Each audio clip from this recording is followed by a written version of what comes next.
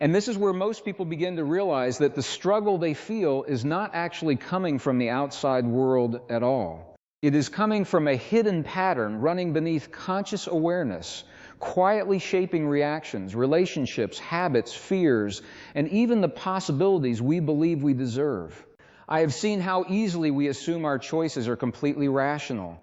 We like to believe we are directing every decision with logic and intention. But modern neuroscience, behavioral studies, and ancient systems of self-observation all point toward the same realization. Most human behavior is automatic. The body memorizes emotional experiences. The nervous system adapts to familiar states, and eventually the subconscious mind begins replaying the same emotional instructions day after day. That invisible replay becomes the filter through which we interpret reality. When a person repeatedly experiences criticism early in life, the body may begin expecting rejection before it even appears. When someone grows up surrounded by instability, the nervous system can become conditioned to anticipate chaos. Over time, these emotional patterns stop feeling unusual. They become normal, familiar, safe, even when they are painful. This is one of the most important insights we can understand about consciousness. The human body does not always seek happiness first. Very often, it seeks familiarity. And that changes everything, because if the subconscious mind is built from repetition, emotion, and memory, then many of our decisions are not truly created in the present moment. They are echoes from the past pretending to be current truth. The mind says, "This is who I am." But the deeper question is whether that identity was consciously chosen or unconsciously inherited. I began noticing this pattern most clearly when studying the relationship between emotional states and biology. Every feeling creates chemistry. Fear changes breathing. Anger changes heart rhythms. Gratitude alters stress responses. Hope influences immune function. The body is constantly translating emotional experience into physical signals. And when certain emotions are repeated for years, the body becomes chemically accustomed to them. Think about what that means. A person who has lived in stress for decades may eventually feel uncomfortable in peace. Someone conditioned by disappointment may unconsciously sabotage new opportunities because success feels unfamiliar to the nervous system. The invisible program keeps pulling experience back toward what the body has memorized as normal. This is why information alone rarely creates transformation. People can read books, attend seminars, repeat affirmations, and still remain trapped in the same cycles. The conscious mind may want change, but the subconscious program continues operating beneath awareness. And because the body has become emotionally attached to familiar chemistry, it resists unfamiliar emotional states, even positive ones. In many ways, we become addicted to predictable emotions, not because we enjoy suffering, but because the nervous system prefers what it already knows. Ancient traditions understood this long before brain scans and modern laboratories existed. They taught that awareness is the beginning of freedom. To observe thought without immediately reacting to it is one of the most powerful abilities a human being can develop. The moment we witness the pattern, instead of automatically obeying it, a new possibility appears. That moment may seem small, but it changes the trajectory of a life, because awareness interrupts automation. When I catch myself reacting from fear instead of clarity, I begin reclaiming authorship over the program. When I notice my body preparing for conflict before conflict even exists, I can pause and ask whether the reaction belongs to this moment or to an emotional memory from years ago. This is where real transformation begins. Not in forcing the mind through willpower alone, but in teaching the body that a new emotional state is safe. And this requires repetition. Just as the old program was installed through repeated emotional experiences, the new program must also be reinforced through repetition, feeling, and conscious attention. The nervous system learns through consistency. Every time we respond differently, we send new signals into the brain and body. Over time, new neural pathways strengthen, while older emotional reflexes weaken. This process is deeply connected to the heart as well. Studies involving heart rhythm coherence suggest that emotional states such as appreciation, compassion, and genuine care create measurable changes in the body's electromagnetic patterns. When thought and emotion become aligned, the body enters a more coherent state. And coherence changes perception. We begin seeing possibilities, that stress once concealed. The future stops feeling like a repetition of the past. But there is another layer to this that many people overlook. The invisible program is not only personal, it is also collective. Families pass emotional conditioning across generations.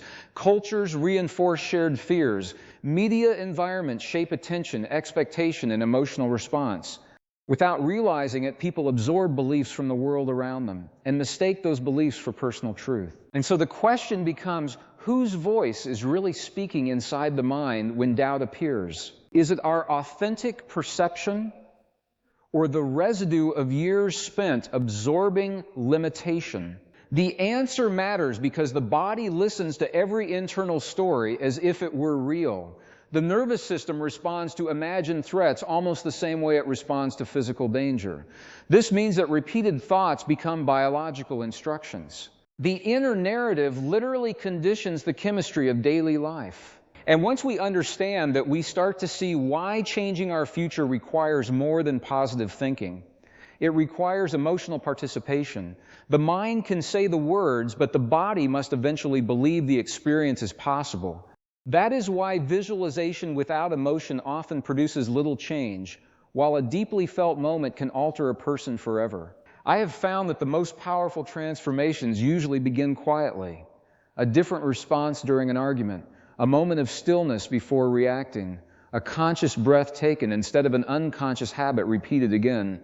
These small interruptions gradually loosen the grip of the old identity, and as the program weakens, something unexpected begins to emerge from beneath it for the first time. A deeper level of self that was never truly damaged, only conditioned. I believe many people sense this intuitively. There are moments when we briefly step outside the familiar emotional loop and suddenly feel more present, more alive, more connected to ourselves. Time seems to slow down, perception becomes clearer. For a few seconds, we are no longer reacting from the past. We are actually experiencing the present moment directly. Those moments matter far more than most people realize. Because every time we enter that state, even briefly, we weaken the authority of the old program. The subconscious mind learns through emotional experience, and the body begins recognizing that another way of being is possible. At first, the change feels fragile, almost temporary.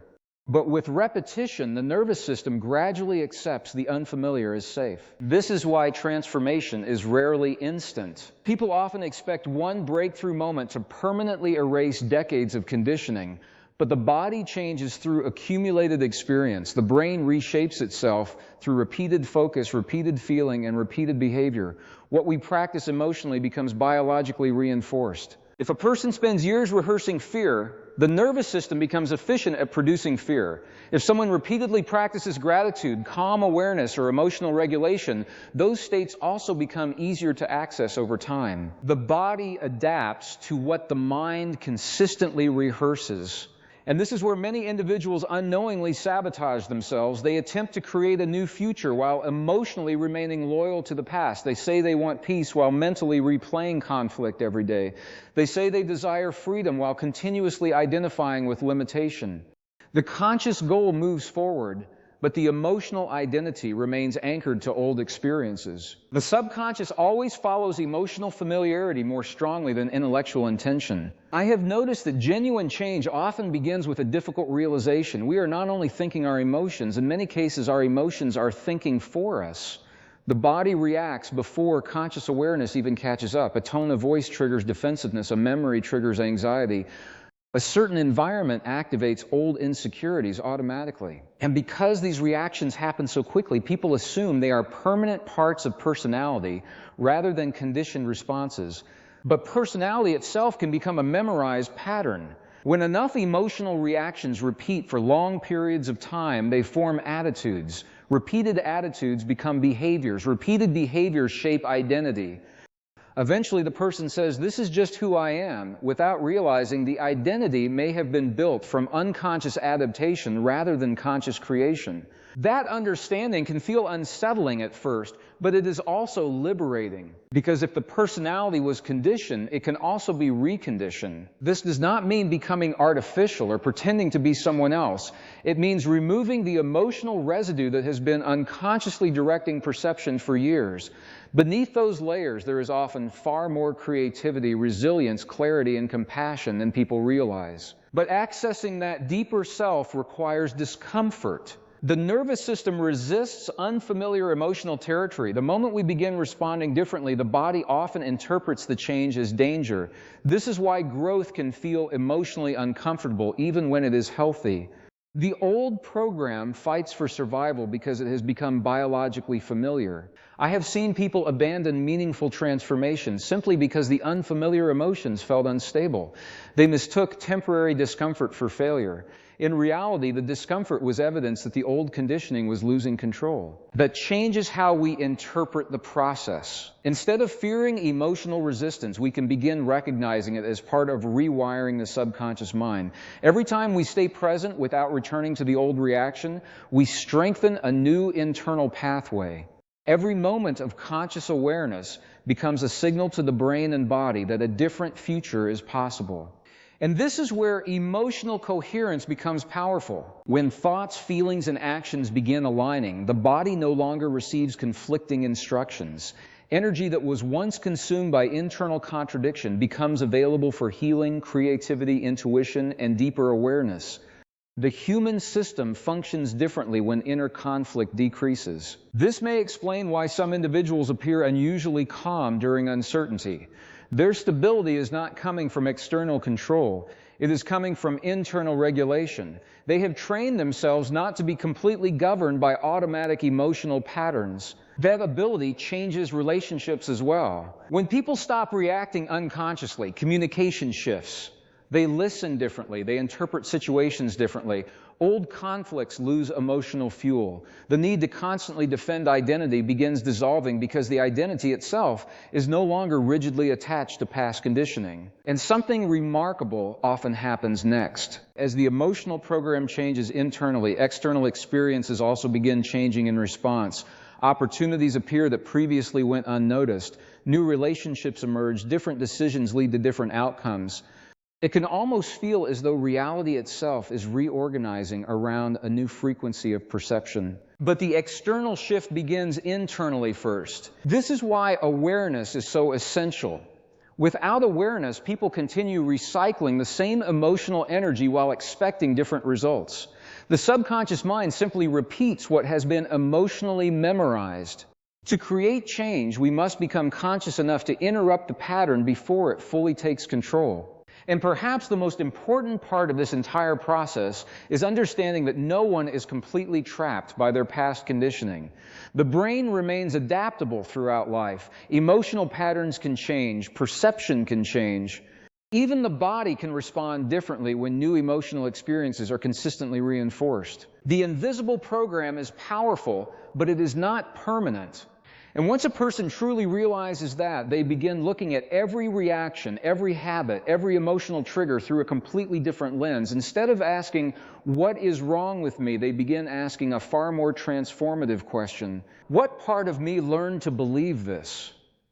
And what happens if I no longer feed it? That single question can open a doorway that many people spend their entire lives avoiding. Because the moment we stop automatically identifying with every thought and emotion, we begin separating consciousness from conditioning. We start realizing that awareness itself exists beyond the patterns it observes. The fear may still arise, the old memory may still surface, but there is now a space between the reaction and the observer of the reaction. And inside that space, choice returns. I have come to see that most people are not truly limited by circumstances alone. They are limited by the emotional programs those circumstances created within them. Two individuals can experience similar hardships, yet emerge with completely different identities because each person interprets emotional experience differently. One internalizes powerlessness. Another develops resilience. The external event matters, but the meaning attached to the event shapes biology, behavior, and perception for years afterward. That meaning becomes the subconscious instruction. This is why emotionally charged experiences imprint so deeply into the nervous system. The brain prioritizes survival, and survival depends on remembering significant emotional events. But the problem is that the body often continues reacting to old emotional memories long after the original danger has disappeared. A person embarrassed years ago may still fear visibility. Someone betrayed once may unconsciously resist trust forever. The body memorizes protection strategies, and eventually those strategies become identity. Yet what once protected us can later imprison us. I think this is one of the great paradoxes of human growth. The very emotional defenses that helped us survive certain periods of life can eventually prevent us from fully living. Guardedness becomes isolation. Hypervigilance becomes chronic anxiety. Emotional suppression becomes numbness. The subconscious mind keeps replaying old instructions because it believes repetition equals safety. But safety and aliveness are not always the same thing. To truly transform, we must teach the body that openness is possible again, not recklessness, not denial of pain, but the gradual willingness to experience life without filtering every moment through past emotional wounds. And this begins with emotional honesty. Many people remain trapped because they never fully acknowledge the emotions driving their behavior. They stay distracted, overstimulated, constantly busy, endlessly consuming information, all to avoid sitting quietly with themselves. But whatever remains emotionally unresolved continues operating beneath awareness. The body keeps the memory alive. I have found that silence can become one of the most revealing experiences a person encounters. When external stimulation disappears, hidden emotional patterns rise to the surface. Restlessness appears, anxiety surfaces, unprocessed grief emerges. At first, this can feel uncomfortable, but discomfort is often the doorway to awareness. The subconscious cannot heal while remaining hidden. This is why practices involving stillness, reflection, breath awareness, and intentional focus have existed across cultures for thousands of years. Long before modern psychology described nervous system regulation, human beings understood that inner observation changes consciousness. When attention becomes steady, the automatic momentum of the mind begins slowing down. And in that slowing down, we finally notice how repetitive many of our thoughts truly are. The same fears, the same assumptions, the same emotional predictions repeated day after day. Most people are not experiencing reality directly. They are experiencing reality through conditioned interpretation. The mind projects old expectations onto new situations and then mistakes those projections for truth. Once I understood this more deeply, I began paying attention not only to what people think, but to what they repeatedly feel. Because emotion is often the glue that keeps the subconscious program intact. A belief charged with strong emotion becomes far more powerful than a thought alone. This is why emotionally intense moments can alter a person permanently in either direction. One experience can create lifelong insecurity. Another can awaken lifelong confidence. The nervous system records emotional significance with extraordinary precision. But this also means healing experiences matter profoundly. A single moment of genuine connection, forgiveness, courage, or self-acceptance can begin disrupting years of negative conditioning. The body encounters an emotional state it did not previously believe was possible, and that experience creates new internal reference points. This is how transformation often begins quietly rather than dramatically. Not through forcing change, but through consistently experiencing emotions that no longer match the old identity. At first, the mind resists. The old program whispers familiar narratives. It says nothing will change. It searches for evidence supporting past limitations because the subconscious mind prefers certainty over uncertainty, even if that certainty is painful. But every time we refuse to emotionally rehearse the old story, the program weakens slightly. Every conscious interruption matters. Every moment of compassion toward ourselves matters. Every decision to remain present instead of reactive matters. Because the brain is always adapting to repeated experience. Modern neuroscience refers to this as neuroplasticity, but ancient observers recognized the principle long ago in simpler language. Whatever we consistently practice internally eventually shapes who we become externally. Attention directs energy. Repetition strengthens pathways. Emotion reinforces memory. The human system is continuously programming itself, and perhaps this is why personal transformation requires patience. We are not merely changing isolated thoughts. We are reshaping emotional patterns embedded into the nervous system over years or even decades. Real change happens layer by layer, reaction by reaction, moment by moment. Eventually, something extraordinary begins happening. The emotional triggers that once controlled us lose intensity. Situations that once produced fear no longer dominate perception. The body stops preparing for battles that no longer exist. Energy previously trapped in survival patterns becomes available for creativity, intuition, connection, and deeper awareness. And when that shift begins occurring consistently, people often discover something unexpected, waiting beneath the conditioning they carried for so long. A version of themselves that was never truly broken to begin with, only buried underneath years of unconscious programming, waiting patiently for the moment they finally became aware enough to see it clearly for the first time in their lives. And once they see it, they can never completely unsee it again, because from that point forward, they begin realizing that the invisible program controlling their decisions was never the deepest truth of who they really are. It was only the accumulated echo of experiences, emotions, and interpretations repeated so many times that they eventually felt permanent. And once a person understands that, a profound shift begins taking place in the way they move through life. They stop treating every emotional reaction as absolute truth. Instead, they begin observing emotions as signals, temporary states, biological responses carrying information rather than final definitions of identity. That distinction changes the relationship we have with ourselves. Because when we believe every fearful thought, every insecure feeling, or every automatic reaction represents reality, we become imprisoned by internal noise.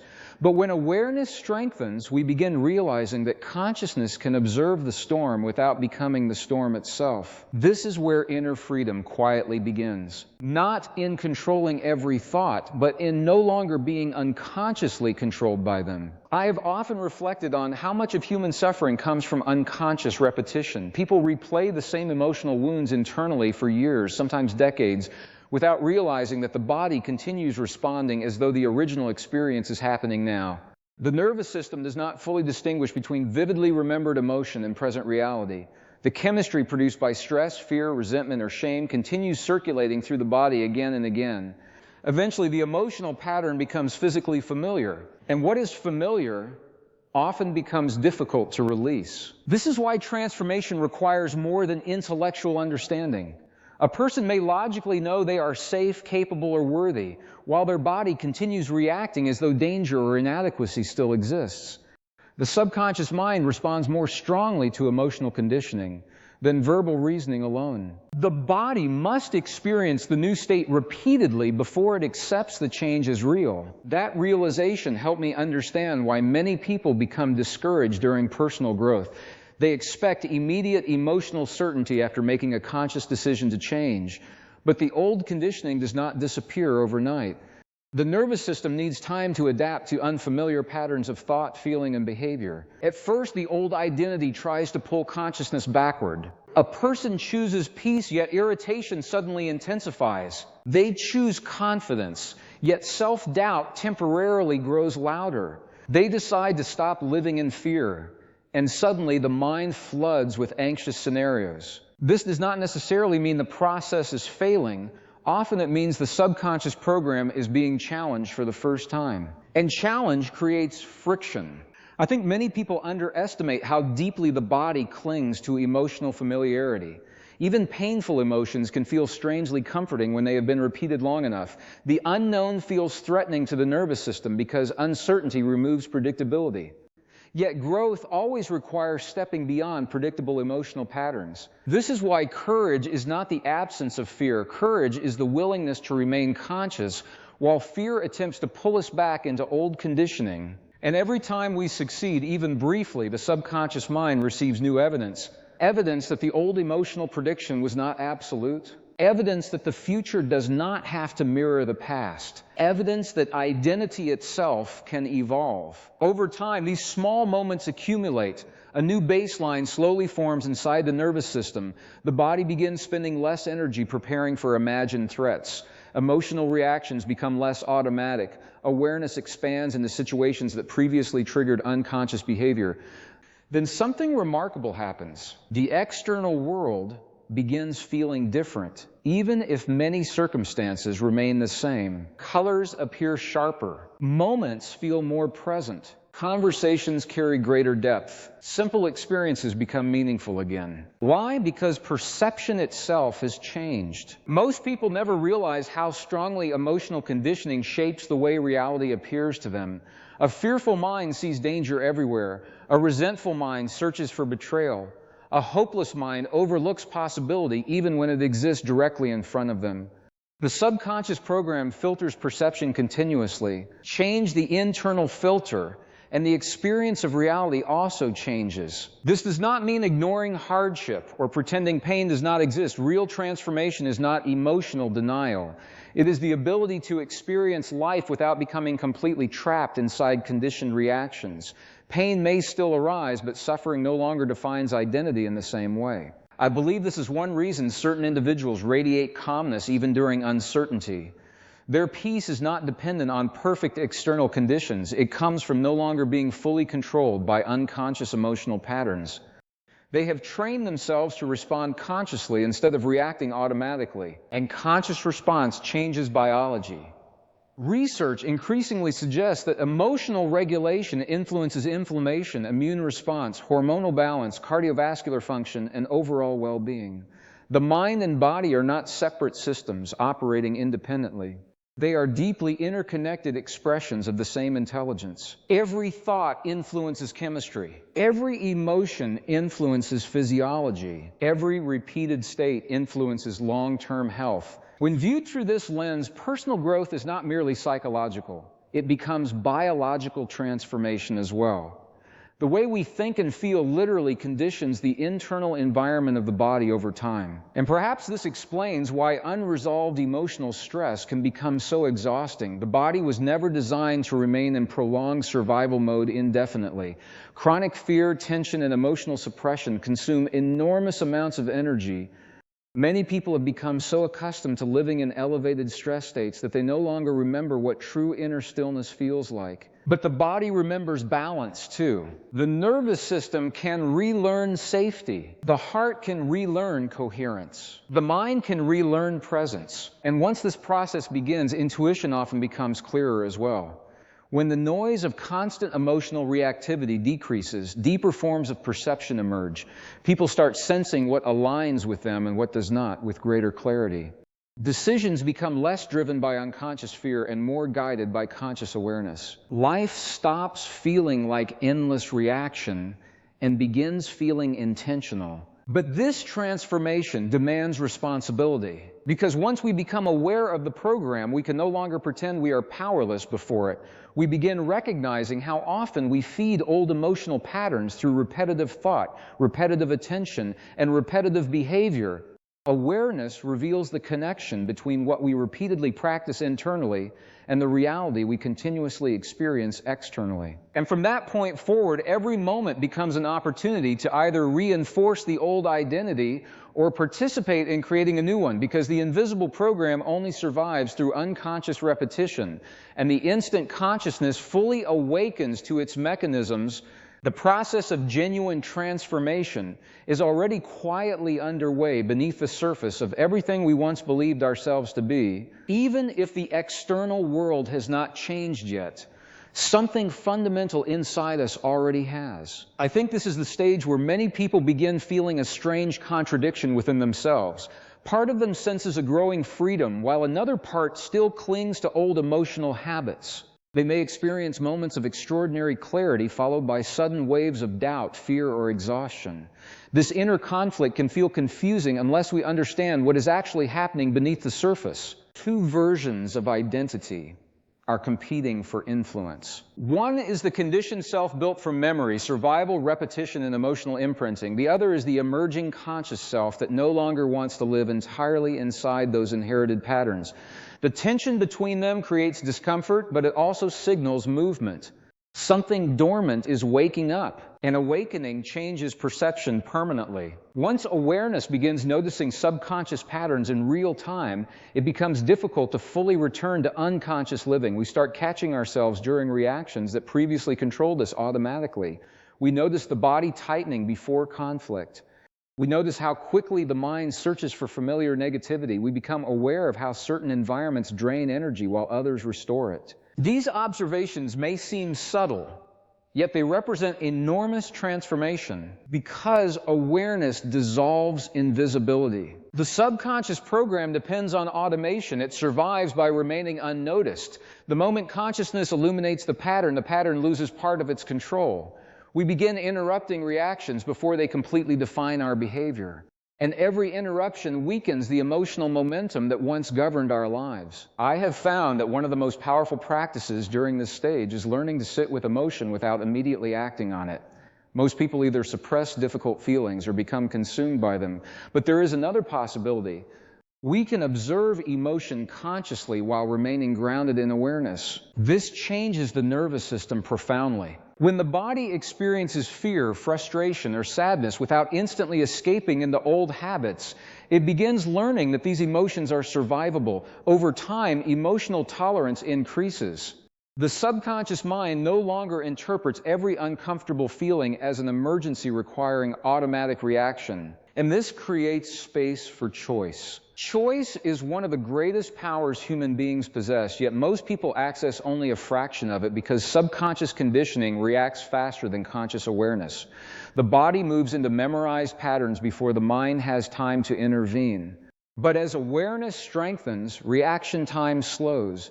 Presence enters the space where automation once ruled. That is where transformation becomes real. Not in abstract philosophy, but in ordinary moments. The moment we choose understanding instead of defensiveness. The moment we pause before repeating a destructive habit. The moment we stop speaking to ourselves with constant internal criticism. The moment we refuse to let past pain dictate present identity. These seemingly small decisions gradually reshape the entire emotional architecture of the body and mind. And something else begins happening as well.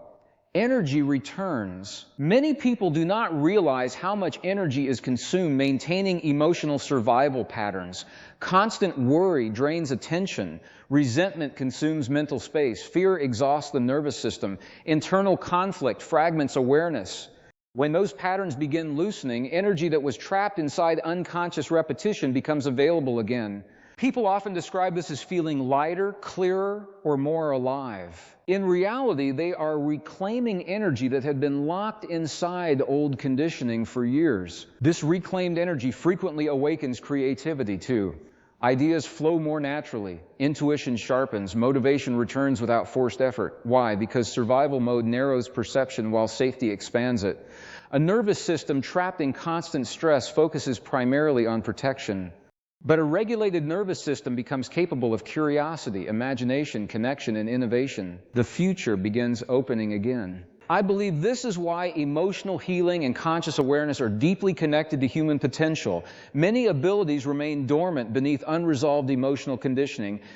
A person may possess enormous creativity, intelligence, or compassion, yet never fully access those qualities because their energy remains consumed by subconscious survival patterns. Free the energy and hidden capacities emerge. This process also changes relationships in unexpected ways. As consciousness evolves, people become more sensitive to emotional dynamics around them. They begin recognizing manipulation more clearly. They notice when conversations revolve around fear, blame, or emotional dependency. At the same time, they also become more capable of genuine empathy because they understand how deeply conditioning shapes human behavior. Compassion grows naturally from awareness, not passive tolerance of harmful behavior, but deeper understanding of why people act unconsciously. Hurt people often repeat hurt unconsciously. Fearful people project fear outward. Emotionally disconnected people seek distraction because silence forces them to confront unresolved inner patterns. Once we see this clearly, we stop taking everything personally. And that realization brings freedom. Because many reactions directed toward us were never truly about us to begin with. They were reflections of internal programs operating within other people. Understanding this does not mean accepting mistreatment, but it allows us to respond with greater clarity instead of automatic emotional entanglement. The more conscious we become, the more intentional our energy becomes as well. Attention is no longer scattered endlessly toward every distraction or emotional trigger. We begin realizing that where attention goes, emotional energy follows. And whatever repeatedly receives emotional energy becomes strengthened within the subconscious mind. This means that healing is not only about what we release, it is also about what we repeatedly nourish. Do we nourish fear or awareness, resentment or understanding, hopelessness or possibility? The nervous system continuously adapts to the emotional states we practice most often. And slowly, almost imperceptibly at first, identity begins reorganizing around new emotional foundations. The person who once expected rejection starts feeling worthy of connection. The person who once lived in constant anxiety begins experiencing moments of genuine calm. The person who once believed change was impossible begins noticing undeniable evidence of transformation within themselves. These moments matter deeply because they create proof. Not external proof imposed by others, but direct personal evidence that the invisible program is no longer absolute. The subconscious mind starts recognizing that the old emotional identity was never fixed reality. It was learned, practiced, reinforced. And anything learned through repetition can eventually be transformed through new forms of conscious repetition, emotional awareness, and intentional presence until the old version of self no longer feels like a prison, but instead becomes a distant memory of who we once believed we had to be before consciousness revealed something infinitely greater waiting beneath the conditioning all along. What fascinates me most about the human mind is not simply its intelligence, but its ability to repeat patterns without us even noticing. Many people move through life believing they are making fully conscious decisions, while in reality, much of their behavior is being directed by emotional conditioning created years earlier. To understand this clearly, I want you to imagine the subconscious mind, like an operating system running quietly in the background of a computer. Most of the time, we only pay attention to the screen in front of us, our daily thoughts, reactions, conversations, and choices. But beneath that visible layer, hidden programs are constantly shaping how the system behaves. Human beings work in a similar way. If someone grows up in an environment filled with criticism, the subconscious may install a belief that says, I am not good enough. Years later, even when opportunities appear, the person may hesitate, overthink, or sabotage success without understanding why. Consciously, they want growth, but unconsciously, the old program still associates visibility with emotional pain. This is why awareness is so powerful. The moment we become conscious of a pattern, we begin separating ourselves from automatic behavior. Instead of saying, this is just who I am, we start asking, where did this pattern come from? That question alone can transform a person's life because it shifts identity from something fixed into something adaptable. Modern neuroscience supports this idea through the concept of neuroplasticity. In simple terms, the brain changes according to repeated experience. Thoughts repeated often become easier to think. Emotional reactions repeated often become easier to feel. Habits repeated often become automatic. Think of it like walking through a field of tall grass. The first time you walk across it, the path is difficult. But if you walk the same route every day, eventually a visible trail forms. The brain works the same way. Repeated thoughts and emotions create stronger neural pathways. This explains why negative thinking can feel automatic after years of repetition. The brain has practiced those pathways thousands of times. But here is the encouraging part. New pathways can also be created. That means transformation is not about fighting yourself. It is about training yourself differently through consistent emotional and mental repetition. One practical way to begin is by observing emotional triggers without immediately reacting. Imagine someone criticizes you. Normally, the body reacts instantly. Tension appears, defensiveness rises. The subconscious program activates before conscious awareness has time to intervene. But if you pause for even 5 seconds and simply notice the reaction, something important happens. You interrupt automation, you create space between the stimulus and the response. That space is where conscious choice lives. At first, this may feel difficult because the nervous system prefers familiar reactions. the body becomes chemically accustomed to repeated emotions. If someone has lived in stress for years, calmness may actually feel uncomfortable. This surprises many people. They assume peace should feel natural immediately. But the body adapts to whatever emotional state it practices most often. Imagine drinking extremely sweet tea every day for years. If someone suddenly gives you plain water, it may initially taste strange even though it is healthier. Emotional conditioning works similarly. The nervous system becomes attached to familiar chemistry, even when that chemistry is harmful. This is why healing often feels uncomfortable before it feels peaceful. People sometimes mistake this discomfort for failure, but it is actually evidence that old conditioning is being challenged. Growth requires teaching the body that new emotional states are safe. One of the most effective ways to do this is through repetition combined with emotion. Many individuals repeat positive affirmations mechanically without feeling anything internally. The subconscious mind responds more strongly to emotion than words alone. For example, instead of merely saying, "I am calm," try creating small moments where calmness is genuinely experienced in the body. Slow breathing helps, gratitude helps, quiet reflection helps, nature helps. The body learns through experience, not just information. Breathing itself is incredibly important here. Most people never notice how closely breath and emotion are connected. Fear creates shallow breathing. Anger changes rhythm. Anxiety speeds the breath up. But the reverse is also true. Intentionally slowing the breath can send signals of safety back into the nervous system. A simple daily practice is this: inhale slowly for 4 seconds, hold briefly, then exhale for 6 seconds. Repeat for a few minutes while focusing attention on the present moment.